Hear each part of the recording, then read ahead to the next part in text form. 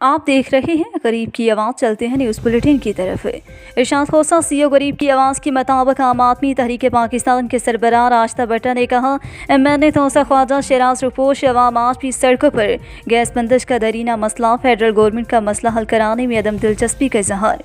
दफ्तर गैस को हमने ताले लगा दिए, अमला से मुज़ाकरात। फतह शाह प्रेस क्लब में मीटिंग के बाद दोस्तों की हमरा ग्रुप फोटो। बोरेवाला में करप्शन के खिलाफ जाली आमलों मजलूमों की आवाज़। फतह शाह प्रेस क्लब बनेगा पाकिस्तानियों की आवाज़। तौसा शरीफ बस्ती ललवानी में साबिक उम्मीदवार सूबाई असम्बली हल्का PP 286 सरदार तारक महमूद खान ललवानी एडवोकेट को ललवानी कौम का सरबराह बनने पर पग बांधी गई। तफसीलात के मुताबिक बस्ती ललवानी में ललवानी कौम का इजलास बरादरी की अहम शख्सियात ने शिरकत की। सरदार तारक महमूद खान। बोरेवाला शबीर हुसैन से बोरेवाला दीवान साहब दरबार बाबा हाजी शेर के मज़ार पर 3 कैश बक्सों के ताले तोड़कर नाबलूम चोर कैश चोरी करके फरार हो गए। नाबलूम चोर मेन दरवाज़ा का ताला तोड़कर अंदर दाखिल हुए और हज़ारों रुपए चोरी करने के बाद फरार हो गए।